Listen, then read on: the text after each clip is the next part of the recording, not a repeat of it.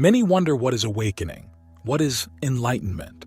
In searching for awakening and enlightenment, we discover that the path to awakening often requires a profound shattering of the ego's fortress, a breaking open of what spiritual teachers call the heart of stone. This cracking doesn't usually happen through comfort and success, but through experiences that shake our foundations and force us to question everything we thought was solid. Imagine a high-powered executive who loses everything in a market crash, suddenly seeing how fragile their identity built on success and wealth truly was. Or consider someone facing a life-threatening illness, where the illusion of immortality that the ego maintains suddenly dissolves, revealing a deeper truth about existence. Even the end of a seemingly perfect relationship can crack open our heart, showing us how we built our sense of self on something as impermanent as another person's presence. These cracks in our ego structure, though painful, are actually doorways to awakening, moments when reality breaks through our carefully constructed illusions. Like light streaming through a broken wall, these glimpses of truth show us that what we thought was so solid and real, our constructed self-image, our possessions, our relationships, were all part of the ego's elaborate dream. It's often through these wounds that the first light of true understanding enters, revealing that what we are is far more vast and unchanging than the temporary identity we've been clutching so tightly. Steve Jobs, with all his billions and innovation, faced death at 56 and realized money meant nothing in his final moments. Anthony Bourdain seemed to have it all: fame, adventure, admiration, and wealth, yet took his own life, showing how external success couldn't heal his inner struggles. Meanwhile, Jeff Bezos, the richest man in the world, still chases more wealth, trapped in an endless cycle of wanting more. These stories reveal a profound truth. No amount of external achievement, whether it's money, fame, or power, can fill the void within us. Yet, in this life, most of our daily actions and decisions are fundamentally driven by either fear, avoiding what we don't want, or desire, chasing what we think we want. Think of it like two sides of the same coin, constantly flipping between avoiding pain and pursuing pleasure. The irony is that both these drivers, fear and desire, stem from the ego's fundamental misunderstanding about permanence. Fear arises because we resist inevitable change and try to control the uncontrollable. Desire persists because we believe external achievements or acquisitions will bring lasting happiness, despite all evidence to the contrary.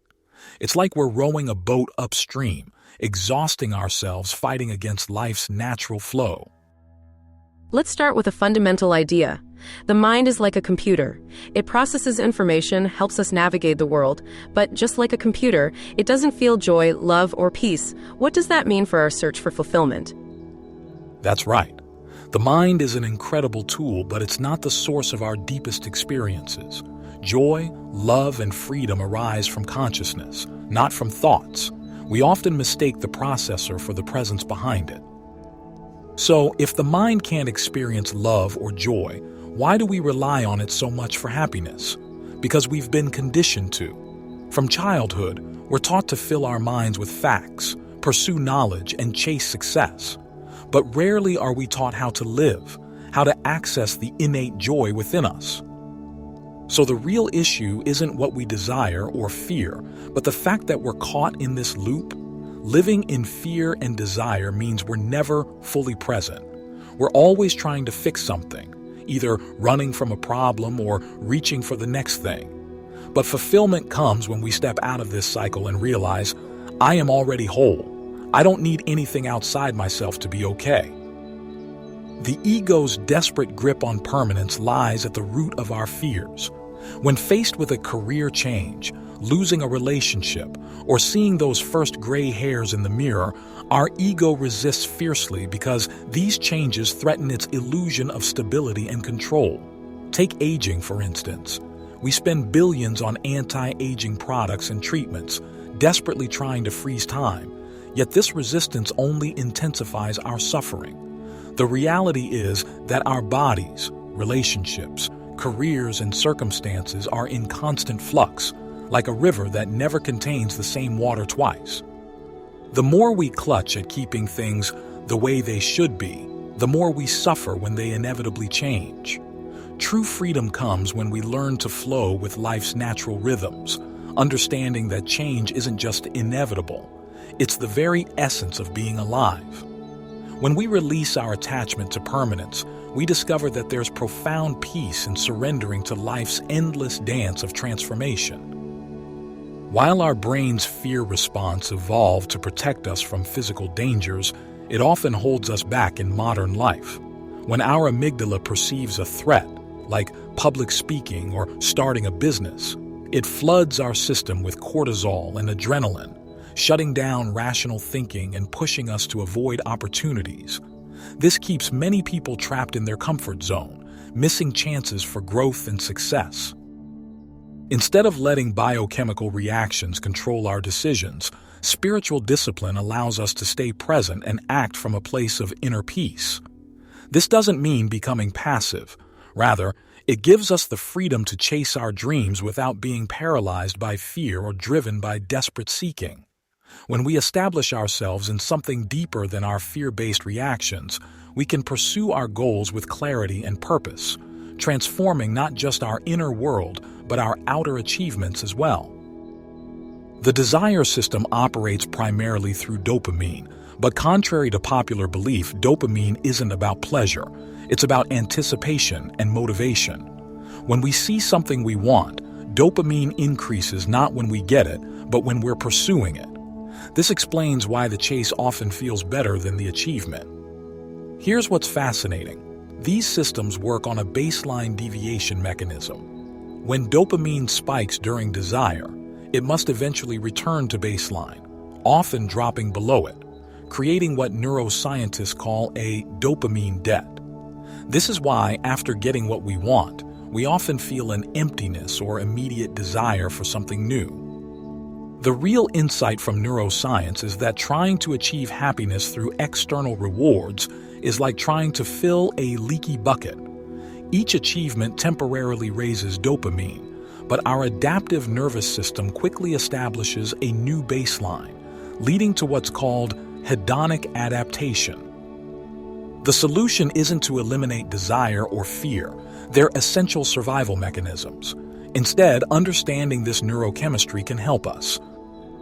1. Recognize that discomfort is often temporary and neurochemically normal too. Focus on the process rather than the outcome, since that's where dopamine is most active. 3. Build tolerance to both fear and desire through gradual exposure. 4. Use dopamine scheduling, intentionally delaying rewards to maintain healthier baseline levels. This neurobiological understanding helps explain why mindfulness practices can be so effective. They help regulate these chemical cascades rather than being driven by them. The ego, that is, our concept of who or what we are, pursues external things from its deep-rooted denial of impermanence. We chase wealth, status, relationships, and possessions as if we'll live forever to enjoy them, stockpiling more than we could ever need. Like a hamster on a wheel, we keep running after the next big thing, a bigger house, a more prestigious title, another investment property, believing these acquisitions will somehow make us permanently happy or secure. Take the classic example of the workaholic executive who sacrifices health and relationships to climb the corporate ladder, convinced that just one more promotion will finally bring contentment. But this pursuit is built on an illusion. Everything we acquire will either leave us or we'll leave it behind, yet the ego refuses to acknowledge this truth. It's like trying to hold on to water by squeezing it tighter in our fist. The harder we grasp, the more it slips away. True fulfillment comes not from endless acquisition, but from understanding that all experiences, possessions, and achievements are temporary gifts to be appreciated rather than permanent solutions to our existential fears. From a non-dual understanding, what we call self is largely a collection of biochemical reactions and thought patterns that we mistakenly identify with. The fear-desire cycle is essentially what Buddhism calls samsara, the endless cycle of craving and aversion driven by the illusion of a separate self. In self-realization, there's a profound shift in relationship to these neurochemical states. It's not that dopamine, cortisol, and adrenaline stop functioning. They continue their biological roles, but we no longer identify with them as me or my experience.